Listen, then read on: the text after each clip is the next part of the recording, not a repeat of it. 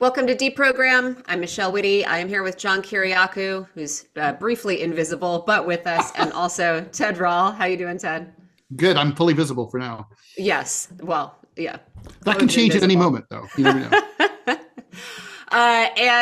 We were talking today about, serendipitously, Howard Lutnick, who is probably going to be confirmed today, I believe, as our new Commerce Secretary.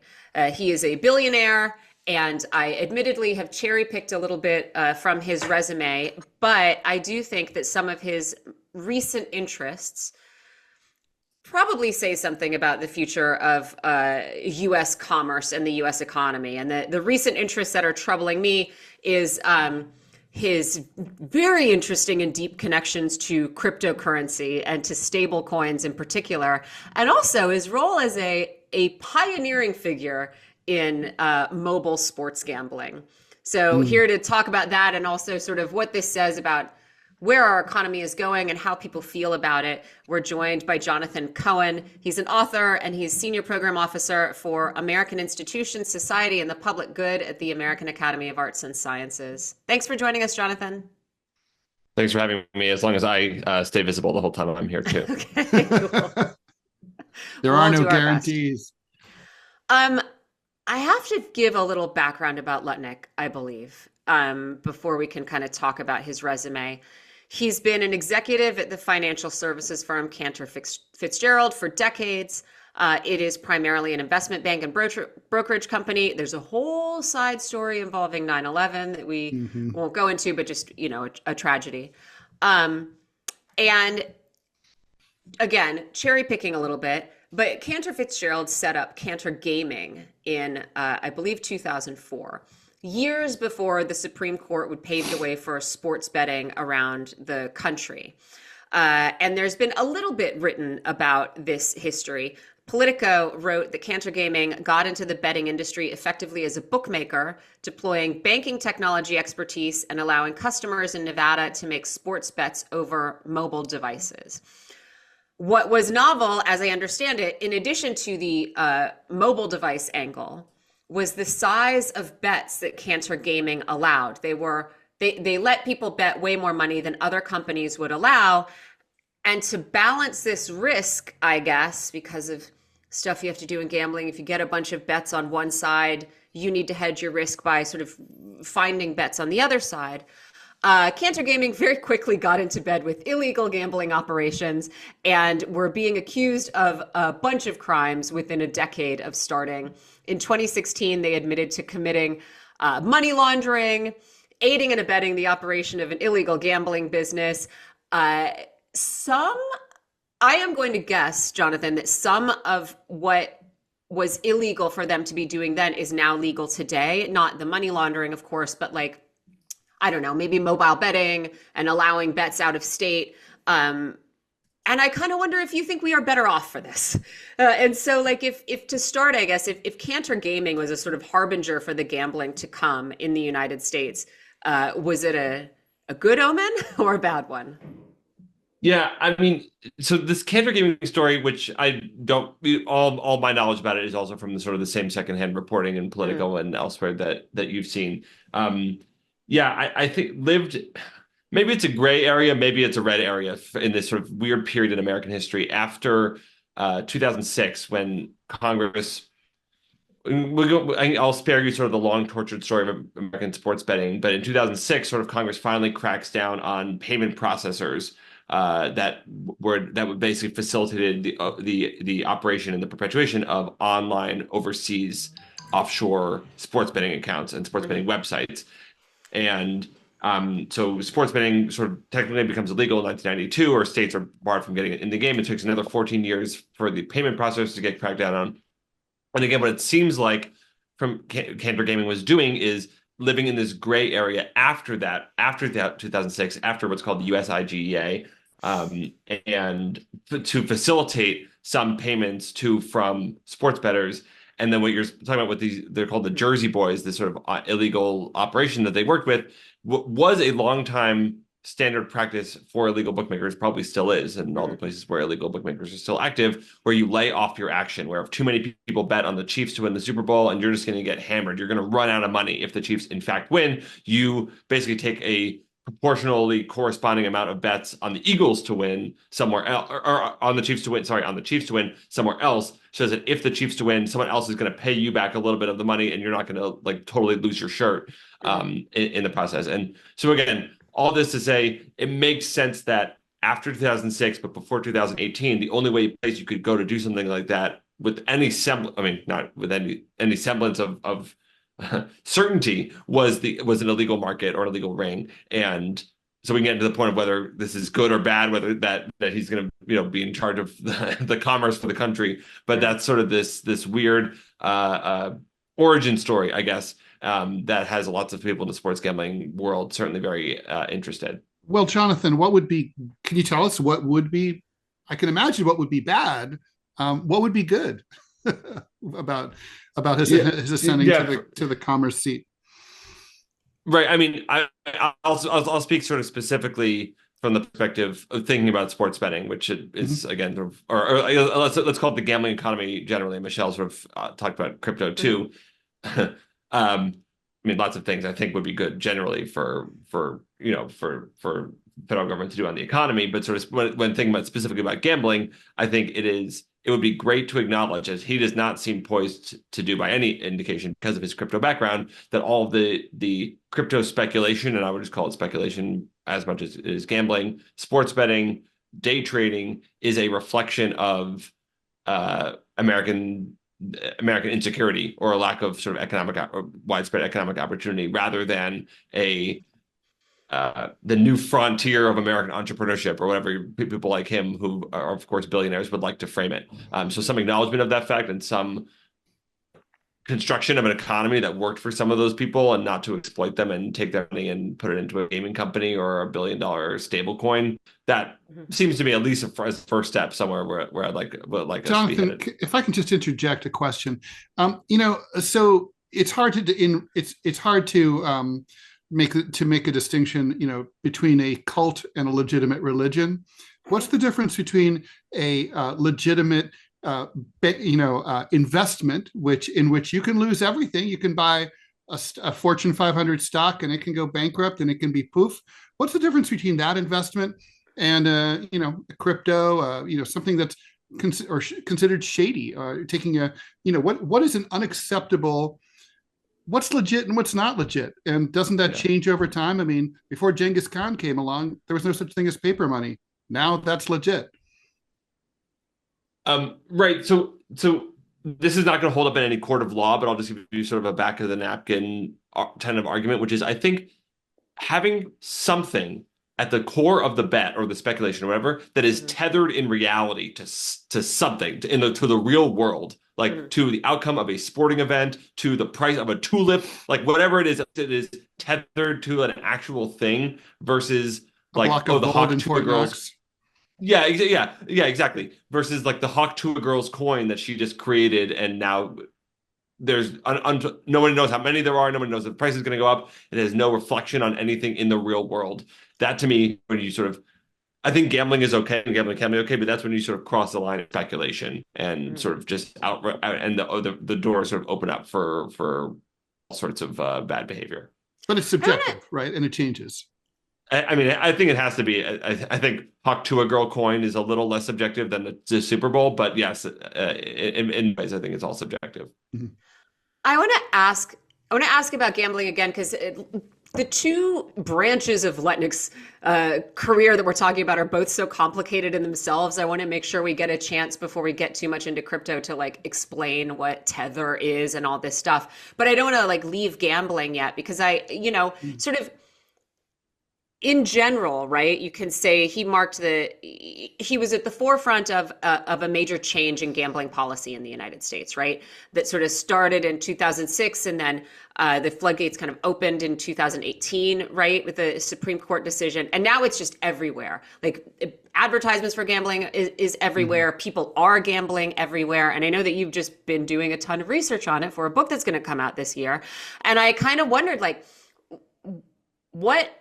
what does this gambling economy look like, right? Who is benefiting from it? Who is losing? If this is going to just grow, and what is the future of, what's its role in our economy? Yeah. I mean, for sports, I mean, this is particularly true of sports betting, but I think it's probably equally as applicable. I haven't just seen stats on it about sports betting or about day trading, and I would sort of lump those all into the same category, which is we're talking primarily, but not exclusively, about young men, mostly between the ages of 18 through 35, maybe 25 through 35,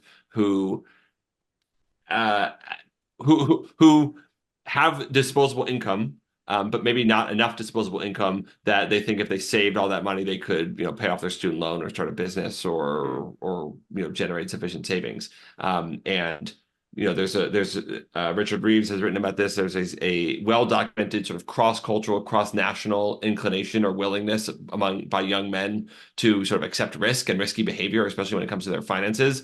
And I think what you see, and I've argued this before, Michelle, in our previous conversations, that lottery sales are sort of a secret barometer for the health of the American economy. And there are all these studies that show that unlike casino gaming, which goes down when the economy gets bad, lottery sales go up when the economy gets bad. And so there's this secret sense that when lotteries are up, it's actually because sort of the American dream is dying or dead. And so to me, I would sort of transpose much of this.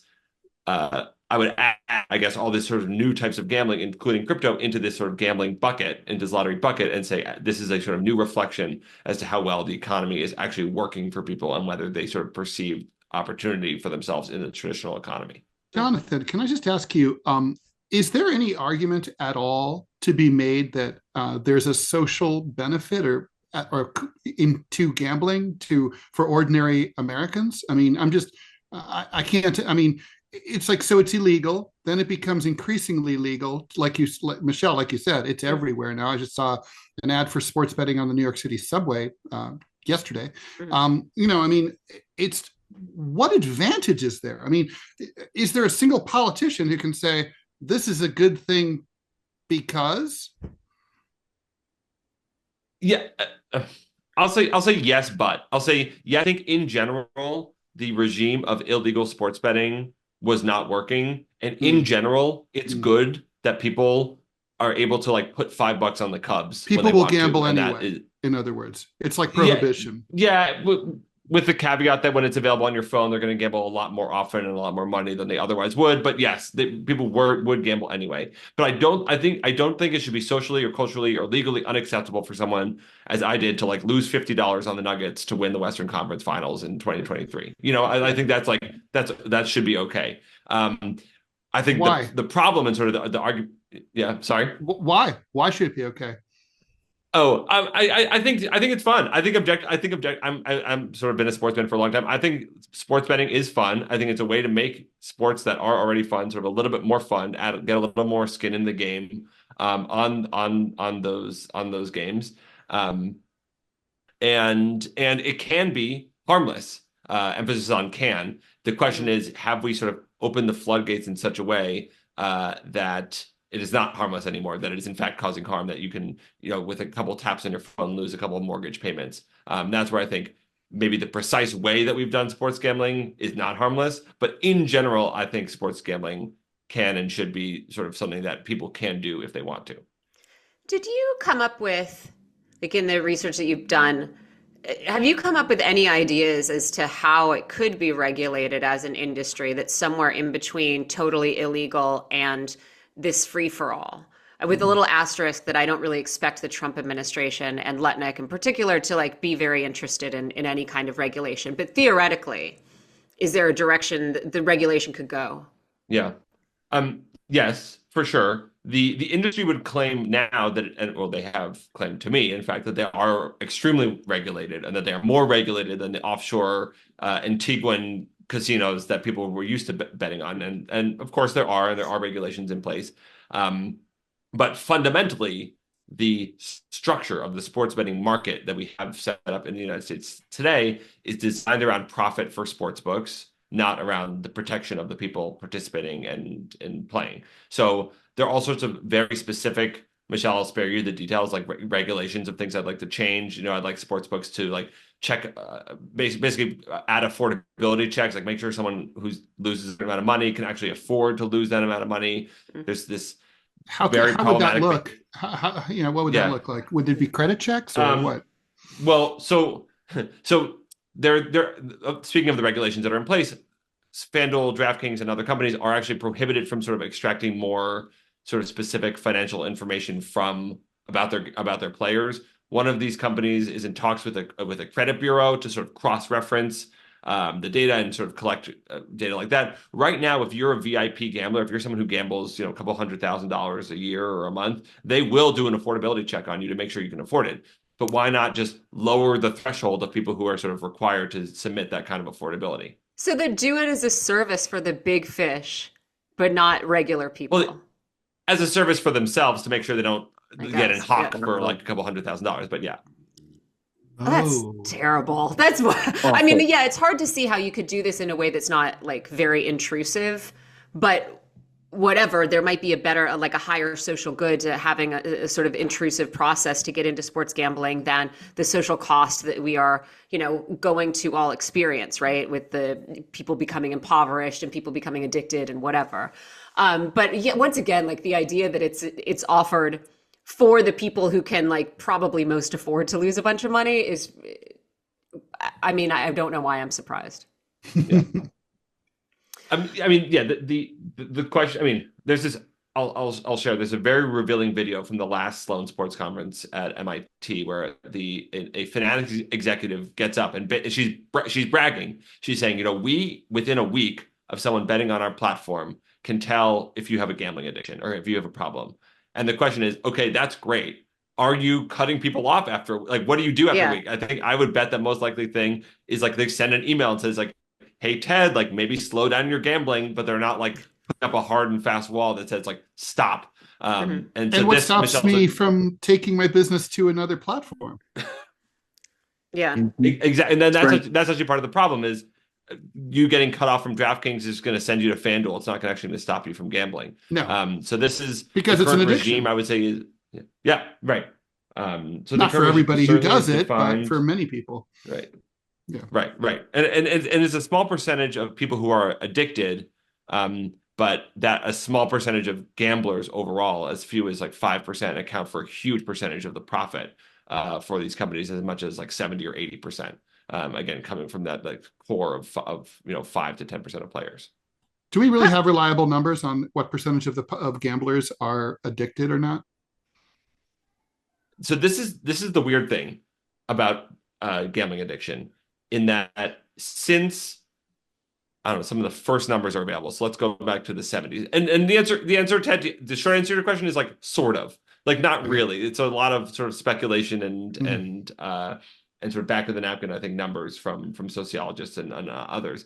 But the weird thing is that over the course of our lifetimes, going back to let's say the 90s, the array of gambling options, the gambling menu in the United States has expanded dramatically with casinos, with sports betting, with online lotteries, and so on. But as far as we can tell, the percentage of the American population that has a gambling addiction has remained pretty constant at around 1 to 2% of American adults. Mm-hmm. So maybe we're just talking about you shift your addicted gamblers shift from one type of gambling to another, but there's sort of a stable base, or there's a whole bunch of people we're missing, or we're used to overcount and now we're undercounting.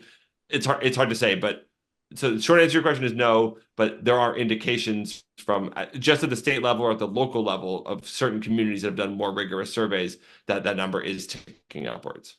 In a way, like, I mean, that is positive, right? You would think like the evolution of gambling hasn't necessarily led to more people having serious gambling problems. It's just kind of this sort of new mobile free for all for sports gambling has just created an opportunity for FanDuel to take $5 off of everybody, which I guess then it puts it back in the realm. I mean, I don't know.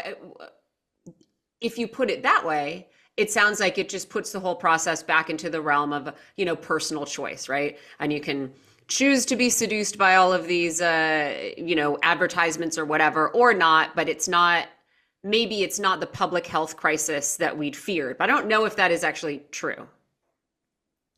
That's certainly the argument, that it's about personal choice, and that that's the motto behind, please play responsibly, or, responsible gaming is putting the onus onto the individual to be responsible at their own play.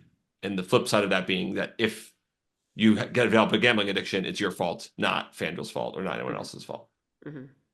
It's not the fault of people who are carefully crafting marketing and advertising as carefully as precisely as possible to get extract as much money as possible from as many people as possible. It's not their fault. But like, right. Is it working that way in reality? I mean, what have you found? Meaning are people sort of developing these problems, and are the app interfaces sort of working in that way? Yeah. Or even maybe, like, as you said, because I don't know that, maybe I'm wrong, but I don't know that the cohort of people with serious gambling problems or serious gambling losses before would have been like young men ages 18 to 35. Those are not like the people who you think of as the slot jockeys or whatever.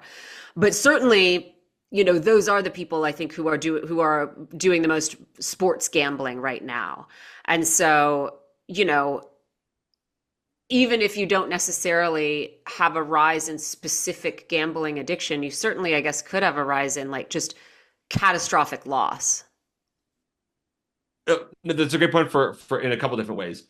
You're absolutely right that the proportion of people with gambling problems is now getting younger, and there's evidence from Pennsylvania that sort of shows this, and I'll spare you some of the details.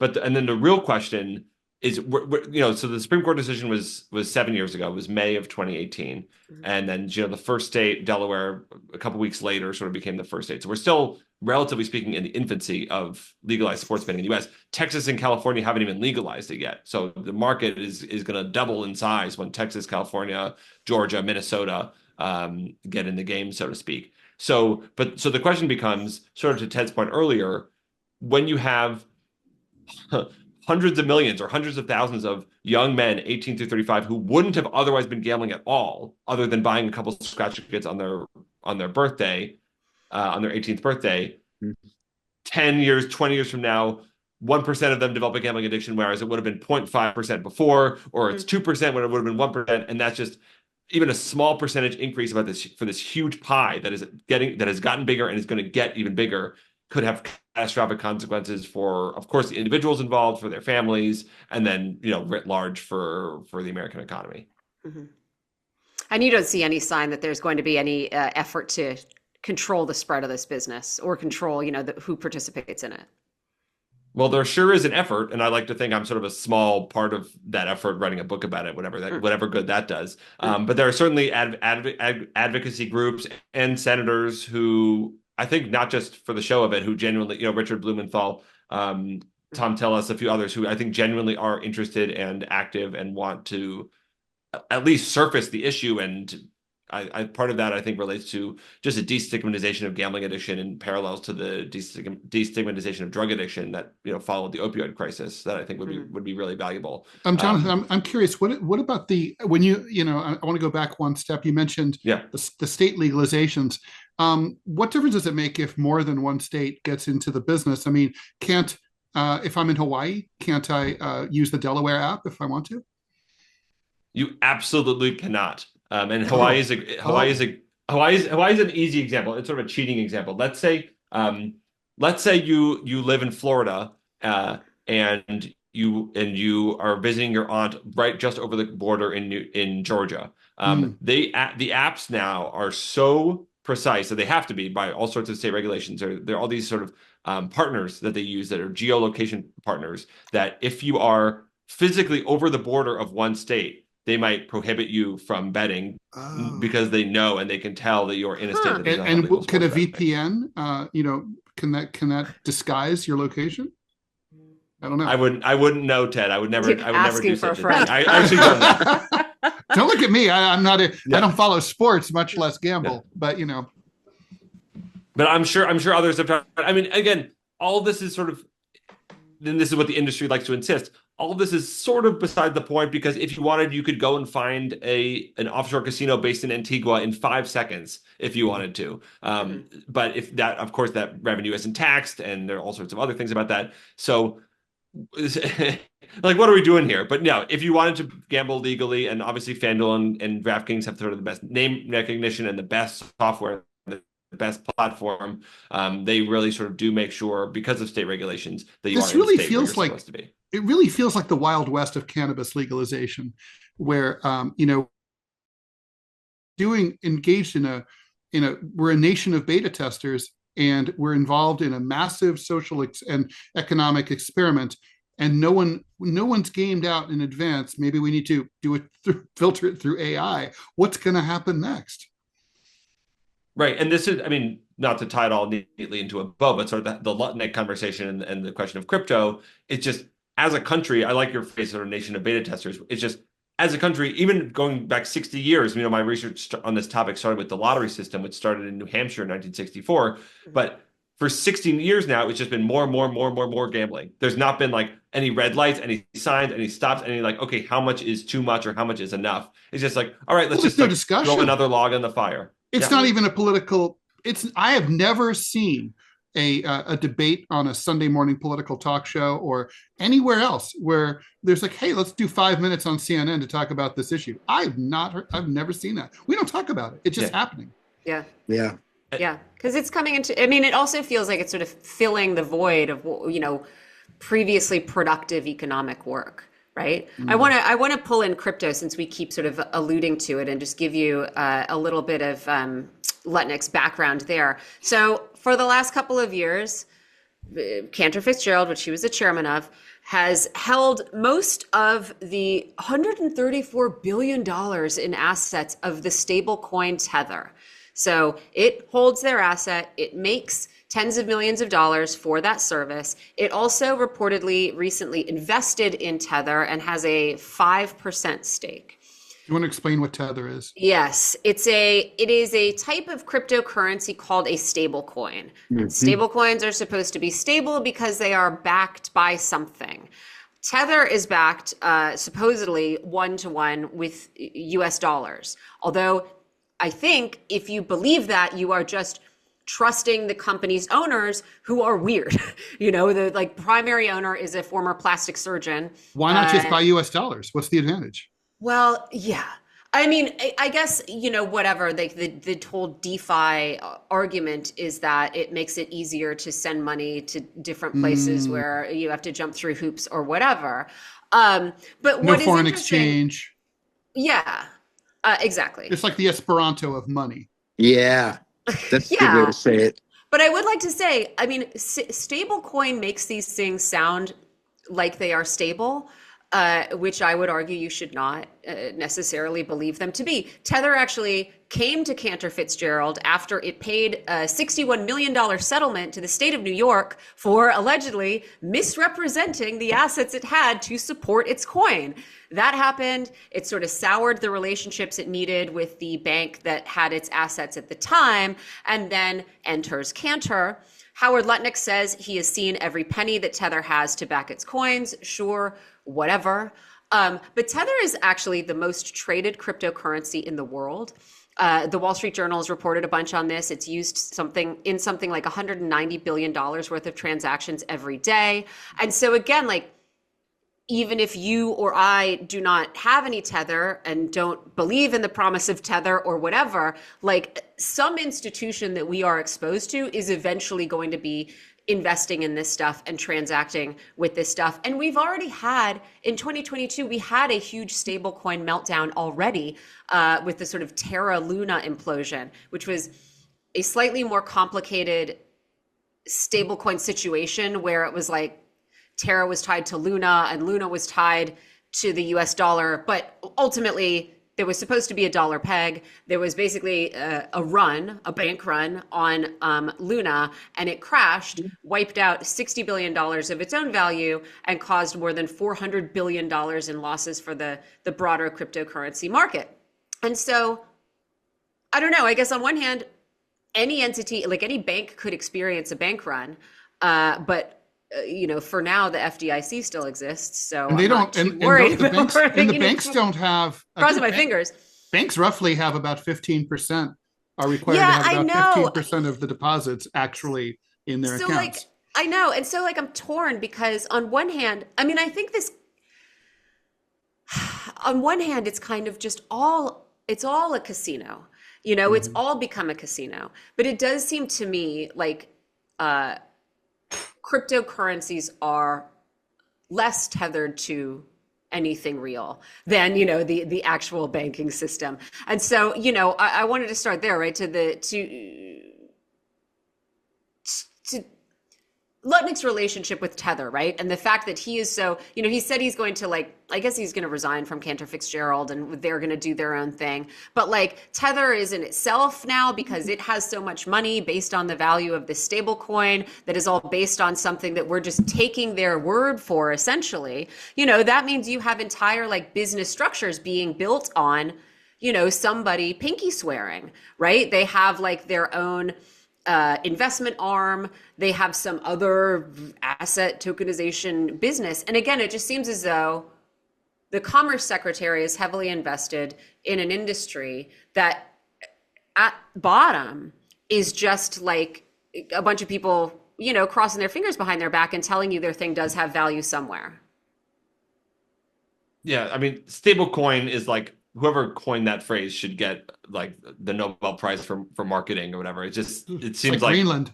Yeah, right. It seems like it's such a projection and sort of trying to answer the first question that should be asked of every cryptocurrency, which is okay, what makes it stable, or where does it come from, or sort of what is it backed by?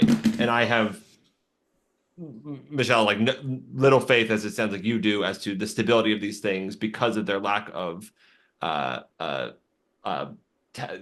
tethering to anything sort of in the real world, and just because something is limited in supply or supposedly limited in supply doesn't inherently make it valuable. Just go ask all the Beanie Babies in my parents' basement. So I'm sort of skeptical of I guess, of this mentality and the prospect, which is what it sounds like. I think the president and maybe Lutnick would be interested in, which is sort of the U.S. investment in cryptocurrency as or backing, or being a lender of last resort or some for these cryptocurrency exchanges when they inevitably will fail or go through these huge swings, which is what happens with speculatory cycles. And then if the rest of us are sort of going to end up on the hook for this because a bunch of 18-year-old guys on Reddit want to invest in fart coin or something, but right. I think it seems that's where the question is, are these bottom feeding grifters? Are they forward looking innovators, or are they both? I've been waiting, as I'm sure you have, for a decade now, to hear about the actual utility of Bitcoin, other than buying sex and drugs over the internet. You know what I mean? I think it's something only 4%. How else will ransomware work? Oh yeah, right. I think only I think the stat is 4% of people who've ever bought Bitcoin have ever used it in sort of for something. Ironically, it is something actually that addicted gamblers do. You buy Bitcoin and you use it to sports gamblers, and then you use it on online casinos that won't accept American payment processors. So I wonder what percent of that 4% are actually addicted gamblers. But so I'm just waiting for some public utility for this whole thing, this is not just what is this a replacement? Sorry, is this a replacement for cash? We need an underground economy. Cash is going away. Is this the replacement for cash? Right. Part of the problem was 15 years ago, it was overpromised as a replacement for everything. It was a replacement for cash. It was a replacement for credit cards. It was a replacement for blah, blah. So there's no singular story. And there, I think, hasn't been since that it's coherent around like, oh, here is what this is. And here is what this is for. Mm-hmm. You're right, Ted. Like maybe it is the way to sort of maintain anonymity, but that sure sounds like sketchy when you try to like market it that way. But yeah. And that's what the Secretary of Commerce is going to be doing, you know, like, again, the sports gambling, it is maybe it should be regulated and restricted, but it's like betting on a real thing, you know, a real thing. The other stuff is just you're a flim-flam man. You know, I don't for a minute believe that these guys behind Tether have the assets that they have. They've already settled accusations that they don't. You know, I don't believe it. I don't believe Howard Lutnick's son went into some vault also. He was an intern and said, oh, yeah, I saw all the gold bars. Sure, buddy. You know, whatever. You know, this is our entire economy.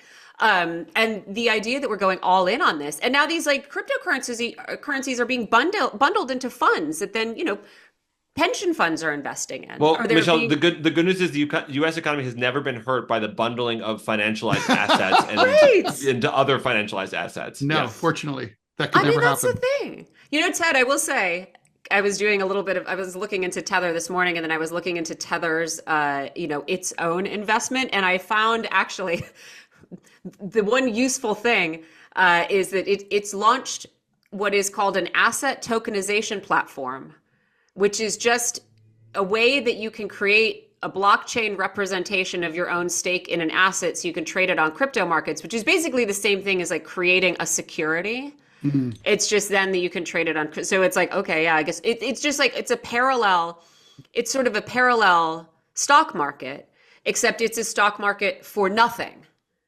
versus the stock market of real things. You know what I mean? It's like the Internet of Things of money or something. Right. And we're putting more and more attention into it. Like eventually, I guess like we've already seen it happen with FTX. We've seen it happen with Luna.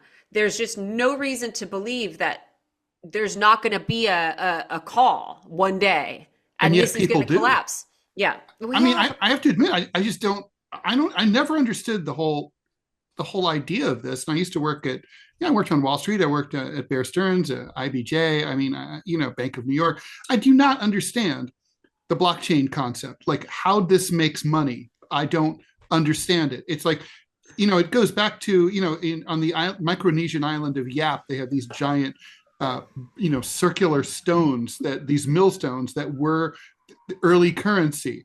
Now they're yard decorations, and they're considered like a precursor to the blockchain because each time they moved one, they didn't move them because they were too heavy. They'd write like who this now belonged to based on, you know, it's like, and it's kind of ingenious, but it's sort of like, there's just stones. and at some point, people realize that. Yeah. Just like they were tulips at one point, and just like there's some invisible crypto right now. Mm-hmm. Well, maybe this does tie neatly into a bow in that, you know, we're perplexed by it because it reflects the state of a sort of perplexing economy. Yeah. And, you know, it was Ted who sent us that Politico story about that I sent to you, Jonathan.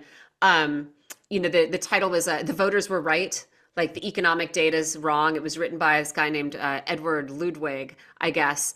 And I will say, like, I read it and thought, okay, yeah, this makes a lot of sense. We've spoken to people over the years who say, you know, the way that unemployment is calculated is sort of funny and it misrepresents things. And, you know, I mean, I do think, like, you know, we talked about this quite a lot in the last couple of years that, you know, there was a real disconnect between how Americans were perceiving their own well-being and the sort of indicators that were being touted for economic performance. But I have seen a lot of pushback against this article saying like Ludwig's just sort of making things up, or like it's not really fair that what you're counting unemployment as employment or whatever. And I know that you've written recently about like more accurate ways, in your opinion, to represent the economy. So what did you make of this sort of argument that the voters were right? Yeah, well, this is where I get to say, some people, I talk to a lot of people all the time who apologize for not being economists, and I'm going to say unapologetically that I'm not an economist. So I'm not one of those people, who has sort of dug into like the very, very specific sort of footnotes on how unemployment is calculated, other than to say, I think even if Ludwig is wrong about sort of the specific calculation of unemployment, and I'm not saying that he is, but even if he is, or I just think in general, the reduction of the health of the economy to like 4 economic aggregate measures that don't take geography into account, that don't take like racial disparities into account, that don't take anything into account. It's like unemployment, inflation, the Dow Jones, and GDP, and like that's the economy. I think that's just insanity, and to assume. And this is one of Ludwig's point that I think is probably hasn't been refuted, which is, GDP is great. Doesn't say anything about the spread or the distribution of all that new wealth and all that new income that was produced. So great that the economy grew by X%, but like whose economy grew by X%, or what people benefited from that growth. So again, not getting bogged down in the specifics of whether, like, of course, it's complete BS that the Dow Jones, which I think if I asked like anyone, they would say, oh, that's just like how the stock market is doing. It's actually how the biggest 30 companies on the stock market are doing, which is like, I think a lot of companies don't have the same sort of prospects as Apple or Tesla or one of these other places. So I think, again, putting aside some of the specifics of it, at a high level, I think measures that it's very easy to get misled looking at aggregate measures, looking at measures that don't account for sort of the disparities in the country that we know are important and that really shape people's opinions, particularly where they live and how the place that they live is doing, rather than how the country overall is doing. I thought it was so strange to see. It's like one of the guys who was quibbling about this was a like editor-in-chief or something of the American Prospect, which I like. I like the American Prospect. Like I've referred to their stories a lot. And I just thought, okay, if you don't like necessarily his methodology, then find another way to like make sense of this discrepancy between how people feel and what these indicators are saying. And I wanted to talk about that because I know back in I think in April you wrote in the Times or the Wall Street Journal about different ways of measuring how Americans feel about their well-being that would be better predictors, right? Like better predictors than these indicators of how Americans actually feel about their economy. Right. And so predictor is a tough word because, like what? So we should use egg price, and that's what we're using as our indicator of well-being. But I think we would all say sort of with some certainty that how Americans are doing cannot be reduced to whether they have a job, whether eggs are more expensive than they were last week, and like the stock price and the national income. So I mean, I personally would put a lot of value in some data that does exist that I've worked on in the past that you referenced. Measures of political health, of political voice, or political power of a community. How well represented they are in Congress, for example. The rates of civic association, which is sort of super, and sort of how being given how happiness, how tethered, sorry for that word again, is sort of is associated with sort of community involvement and community life, measures that reflect other aspects of life other than sort of pure economy, and this assumption that growth is good and growth is always good, and if you are growing and if the economy is growing, therefore you must be happy and things must be going well for you. But what about that stuff sounds, sorry, forgive me, a little airy. What about something more concrete, like a savings rate, right? I mean, to me, a savings rate, a healthy saving rate, of course, it could indicate a weak real estate market or whatever, but it's also it is a barometer. Your ability to, it's not how much you make, it's how much you keep. That, as an example. Yeah, no, it's a good one. And we thought about that when we were sort of building this measure. And part of the question we faced was, okay, if let's say overall household debt is going up, that seems like probably a bad sign, but it's actually a good sign if mortgage debt is going up because if more people are buying houses. So you or maybe student loan debt going up. Exactly. Another great example. So you need to look at like delinquency specifically, which is sort of uncategorically bad rather than sort of raw amount of debt. So yeah, I'll say if I can be airy, or maybe let me make this a little less airy. One data point that is not available at any non-aggregated level, and it's always going to be survey data, but I think the one thing that I would love to see that I think is probably most correlated with, let's call it well-being or happiness, if we want to take that as sort of our North Star for our new measure, rather than just growth or stock price, would be something about time use. and how Americans spend their time and if they're able to spend their time the way that they want. There is no great data about that. That's not super aggregated in sort of a national survey of 1,000 people, and that's supposed to be the entire country or whatever. But that's the kind of data that I would like to see a lot more of, or paid a lot more attention to, as a, Michelle, to your point about as a reflection, as a proxy for how Americans are doing and how they feel about the economy. In Japan, they have a cabinet level ministry of leisure. With sweeping powers. They have officers, uniformed officers, who sweep into office buildings in Tokyo on a Friday afternoon, and they lock the door and kick all the salarymen out. And if you forgot your phone or your keys or whatever, you have to get a police officer to accompany accompany them to your desk, and then leave. They want to make sure you're not working too long. I would love that. That sounds good. I have a sort of political question. To go back to this Ludwig piece that we've talked about, which, as I said again, I feel like I didn't give a very, very good explanation of what we're talking about. But it just said that voters weren't wrong about the economy. That these indicators, traditional indicators, stock market, Dow Jones, whatever, GDP, weren't reflecting how they were actually experiencing the economy. And here is another way of looking at it. But it kept repeating that, it's like, here's another way of calculating unemployment. Here's another way of calculating income, whatever. It kept repeating that it was simply unfortunate that people within and people sort of speaking for and advocating for the previous administration didn't have access to this kind of data, and so they were unfortunate. It was like they were sadly misinformed, but here's an opportunity to be better informed, et cetera, et cetera. And I feel like that is maybe giving a little bit too much credit, I mean, and I think you can never underestimate the human capacity for self-delusion. But it seems to me, none of us here is an economist, you know what I mean? But none of us here are trying to be. We're just trying to say, we can see that people are not doing as well as the GDP might reflect. And there are ways of seeing it, as you say, and looking at auto loan delinquencies, looking at credit card delinquencies, looking at foreclosure rates, homelessness, increasing by 12% last year. And that data's out there. I didn't call any, I read that in the newspaper is what I'm saying. You know what I mean? So I feel like there is an ability to put together a different picture. And I don't know why there's just so much defense of people who have been insisting that things were fine when they weren't.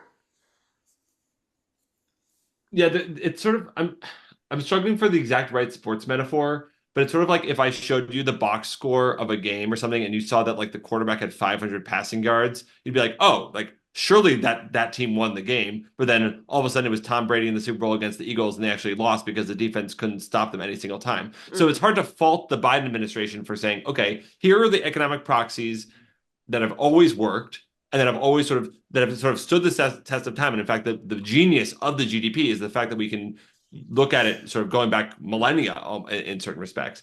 Well, not millennia, but hundreds of years. And that's the beauty of it. And so it's hard to fault the administration to say, okay, here's the economic proxies that have always worked, that generally when you use these to measure the economy, they hold up pretty well. And to say, oh, actually, after 150 years or 90 years of the GDP being around, you're the ones who should have realized that this was misleading you, and you're the ones who should have realized that this was taking you on the wrong track. Jonathan, so it's hard to blame. I understand the legacy thing. I do. I mean, we use the unemployment, and the inflation rate and all that stuff because we always have, and we get this from the Bureau of Labor Statistics, and it's always been reliable.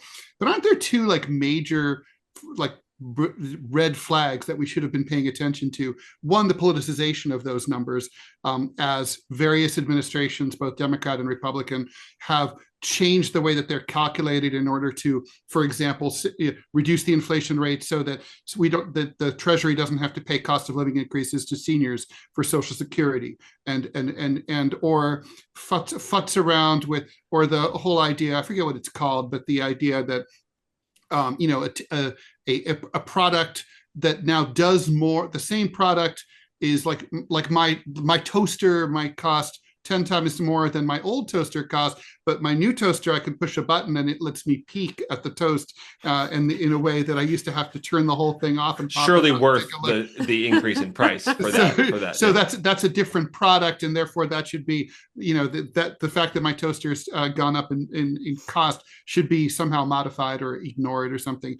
Or I mean, so there's been a politicization of these numbers. They've been changed, and then some of these are innocent, perhaps just errors in the way that, for example, the supermarket basket, like in the political article that we're talking about, it's mentioned that of the grocery basket of 80,000 items, it's a big grocery basket, that they look at for inflation, that the prices rose faster for items that most working class and ordinary people buy at a faster rate than other items that perhaps people who are higher up on the income strata experience. So therefore, there's literally two inflation rates, or I'm sure there's zillions of inflation rates, right? There's different inflation rate for every American.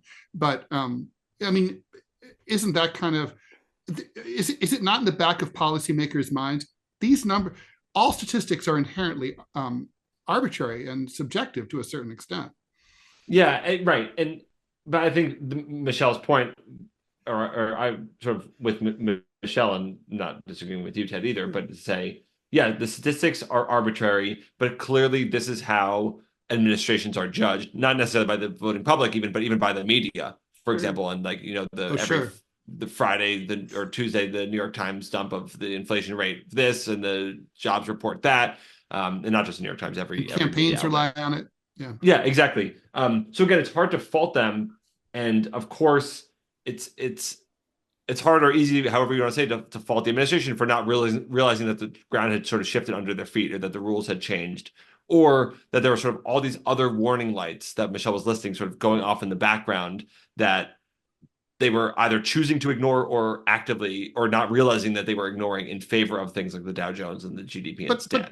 But can't they sort of can't they talk to people? I mean, the king sometimes went dressed as a peasant and mixed and went to a pub, and I mean, even under authoritarian dictatorships of the mid 20th century, where there was no reliable polling, the regimes engaged spies to go to cafes and bars and talk to people about how they were doing, to get some sort of sense of what was the pulse of the people.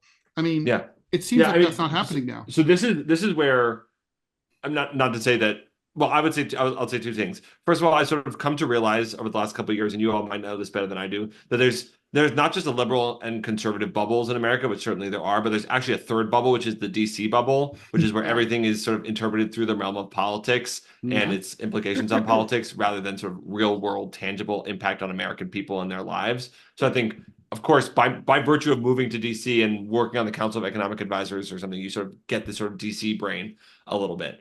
And then second would be, and again, this is as much of criticism as a defense of the previous administration, which is that when your administration is, and your party really is, reflective of urban and suburban coastal areas primarily, and that's sort of the base, and that's where, if you look at the leadership of the Democratic House Caucus, for example, I think there's only one person who's not from a coastal urban area, who does represent a coastal urban area, and you want to, the people in those places are not doing. It's sort of, there are two separate tracks in terms of how people in those areas are doing and how people in other parts of the country are doing. And so maybe they're just sending out their spies to the wrong place, Ted, or if they are, But even Donald Trump was, he's president of the United States because he was able to go to my hometown of Dayton, Ohio, look out the window of his limo and think, man, it must suck to live here.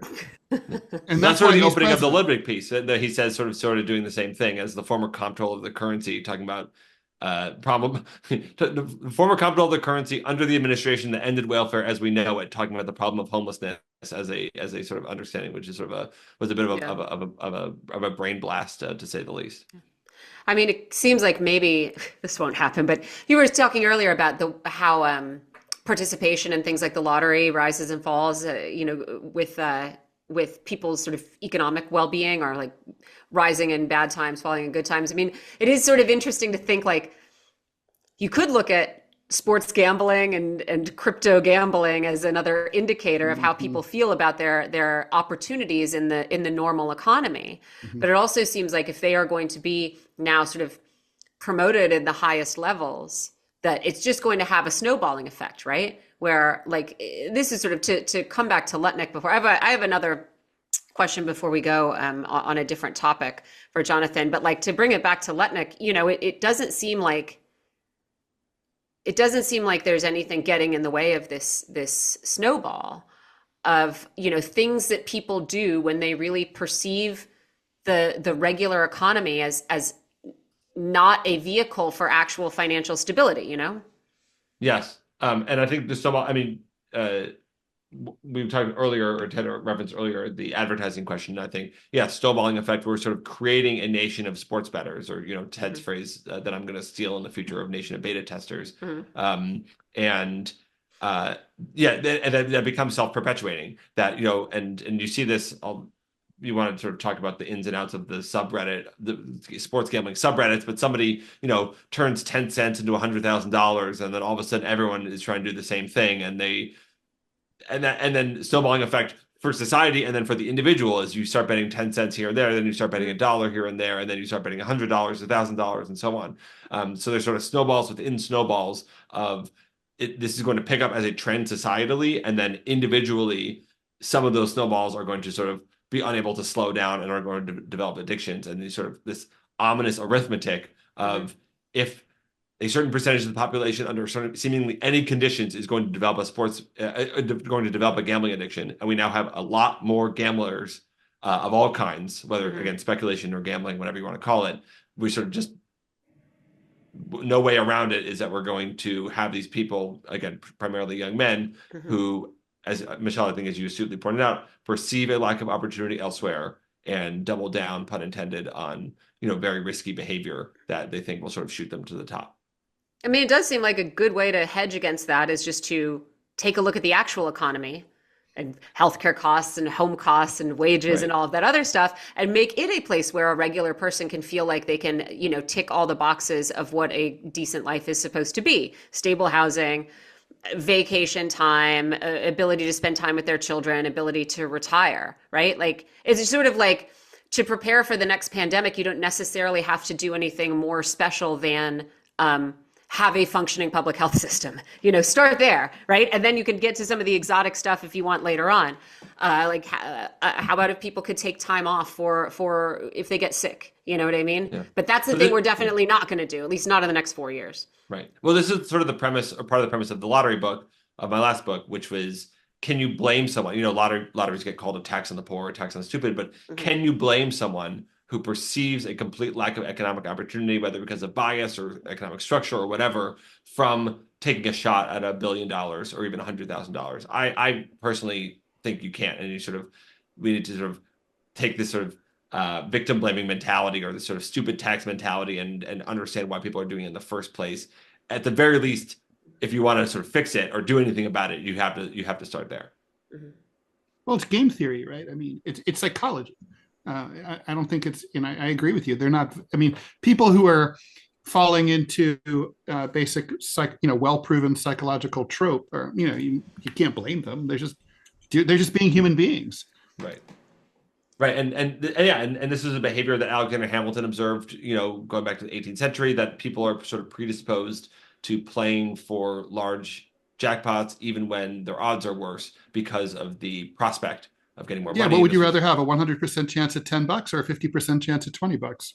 Right, and then magnify that by 100,000 and so on. But I think again, the economic circumstance, you can't divorce how people play and how they gamble and why they gamble from the economic circumstances in which they do so.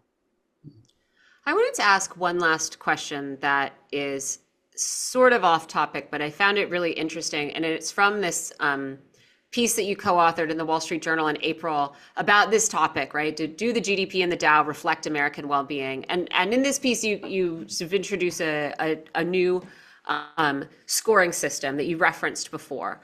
And part of the system, as you wrote, aims to take people's political voice into account when you assess their well-being. So that means looking at things like voter turnout, civic group membership, quality of political representation, which you measured by looking at county level polling on specific legislation compared to how members of Congress actually voted, which is very interesting to me.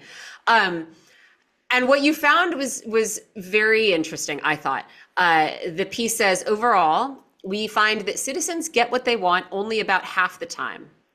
That might seem unremarkable given voters' partisan differences, but citizens actually agree a lot on what should be done. The low number is mostly a reflection of how often Congress fails to act in line with majority public sentiment on issues like, DACA, right? Providing legal status to the children of undocumented migrants, increasing the minimum wage, limiting prescription drug prices. You could throw abortion in there. Trade. Equal Taxes. pay. Yeah.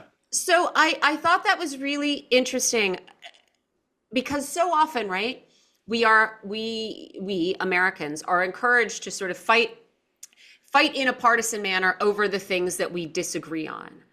And it really obscures what is highlighted here, which is how often Congress is simply refusing to take any kind of action on the things that we very clearly agree on and very clearly have agreed on over time.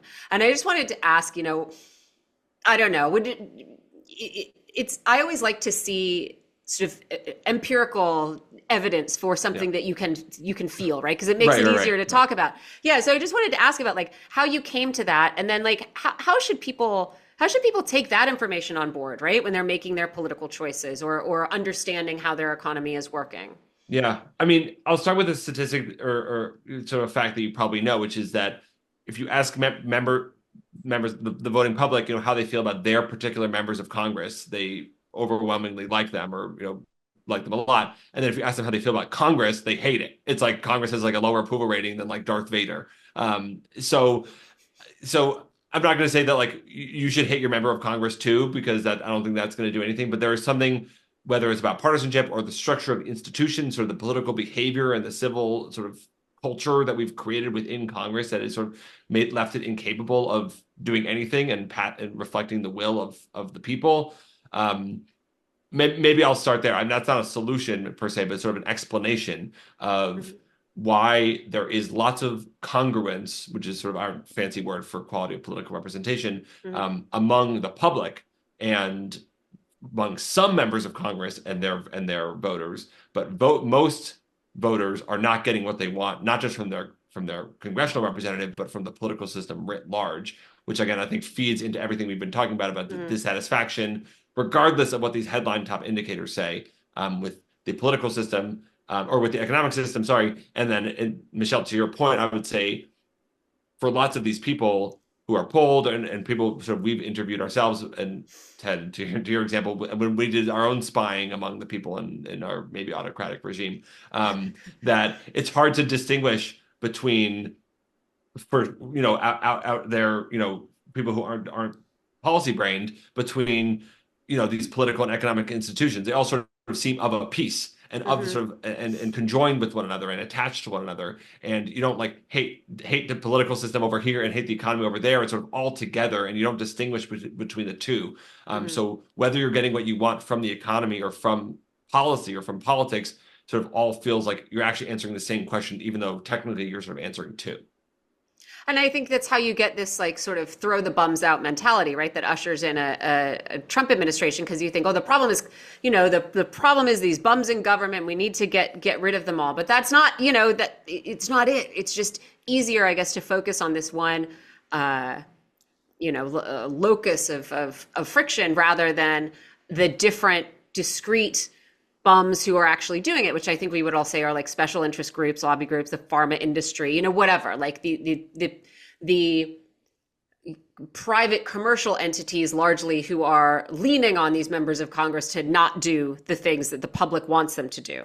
Right. It seems like the structure is Congress, but there's actually sort of a bigger structure of which Congress is a part rather than sort of the entirety of the whole thing. Now, I'm not trying to get conspiratorial and talk about like puppet masters in here and there, but I do think certainly when people talk about their frustrations with the economy, they feel that it generally is sort of not designed for them or for people like them. They're not wrong. Yeah. And it's one of the reasons it's nice to have this sort of piece of data pulled out through this core system, right? So you don't have to say, no, I'm not talking about puppet masters or being conspiratorial. Like here's something that we have found and shown. So what is happening? Something is happening. Right. What is it? And it doesn't have to be mystical. Yeah. Or, yes, systems are not always like some evil deep state. I mean, it's like there's not some, masterminds behind the yellow curtain who are pulling all the strings. I mean, they are, but they just they just got there. It's like everyone's just playing their role. The system is self-perpetuating. I mean, it's not like it's not a conspiracy. Doesn't have to be. No. Yeah. Sometimes it can be. It doesn't have there to are be. conspiracies. Yeah. And people do conspire. Yeah. I don't want to keep you too long, Jonathan. I don't know if I don't want to cut anyone else off who had another question. But I just wanted to, I just wanted to sort of a little bit, in terms of the vote the bums out thing. I think that's more, I just want to point out the fact that people keep flailing back and forth because it's a two-party system and they're just voting no. And the only way you can vote no is to vote against incumbents or to not vote at all, which an extraordinarily high percentage of Americans do. They just don't vote at all. Right.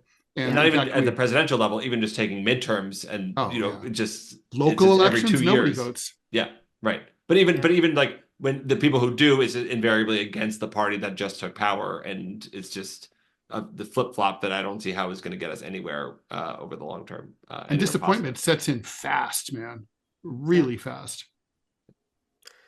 Jonathan Cohen, thank you so much. We really appreciate you joining us. Before you go, tell us again about this book that's coming out in April.